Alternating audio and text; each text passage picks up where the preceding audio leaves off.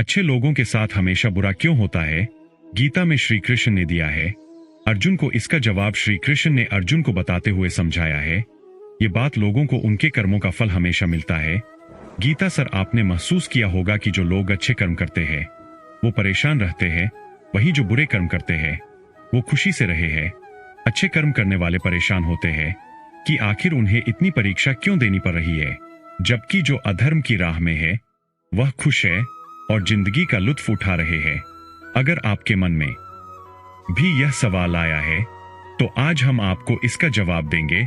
ये जवाब वो है जो भागवत गीता में लिखा है और श्री कृष्ण ने अर्जुन को दिया था। भागवत गीता में वर्णित कथा के अनुसार जब भी अर्जुन के मन में कोई दुविधा होती थी तो वह श्री कृष्ण के पास पहुंच जाते थे। एक बार की बात है, अर्जुन ने भगवान श्री कृष्णा के समीप आकर कहा कि वो दुविधा में है और इसका जवाब वो श्री कृष्ण से चाहते हैं। श्री कृष्णा ने पूछा कि क्या सवाल है?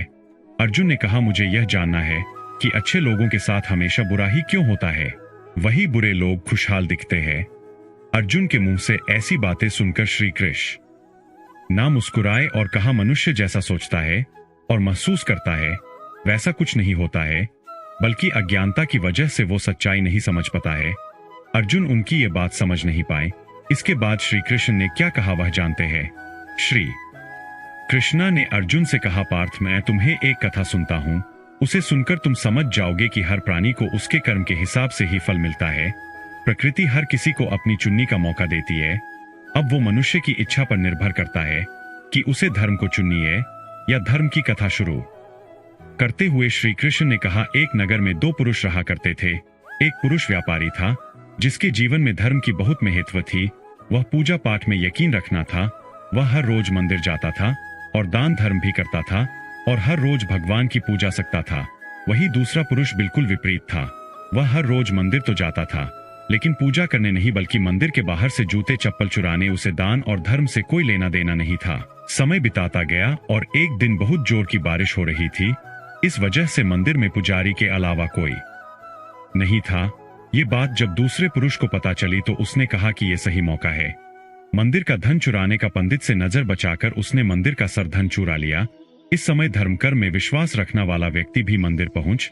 दुर्भाग्य से मंदिर के पुजारी ने उसे ही चोर समझ लिया और चिल्लाने लगे। वहां लोग एकत्र हो गए और उसे बहुत मारा। किसी तरह वो बचते बचते वहां से निकाला तो दुर्भाग्य ने उसका साथ वहां भी नहीं छोड़। मंदिर के बाहर वो एक गाड़ी से टकरा गया और घायल हो गया। फिर वो व्यापारी लंगड़ाते हुए घर जाने लगा तो रास्ते में उसकी मुलाकात उसे पुरुष से हुई जिसने मंदिर से धन चुराया था।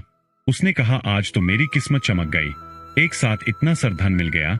यह सब देखकर उसे बहुत बुरा लगा और उसने अपने घर से भगवान की सारी तस्वीर निकाल दी। कुछ सालों बाद दोनों पुरुषों की मृत्यु हो गई। उसके के बाद जब दोनों यमराज की सभा में पहुंचे और भले पुरुष ने दूसरे व्यक्ति को देखा तो उसे बहुत गुस्सा आया। उसने क्रोधित होकर यमराज से पूछ ही लिया, मैं तो हमेशा अच्छे कर्म करता था, दान में विश्वास रखना था, उसके बदले जीवन भर मुझे अपमान और दर्द ही मिला और इस व्यक्ति को नोटों से भारी पतली, आखिर ऐसा भेदभाव क्यों? इस पर यमराज ने कहा, पुत्र, तुम गलत समझ रहे हो।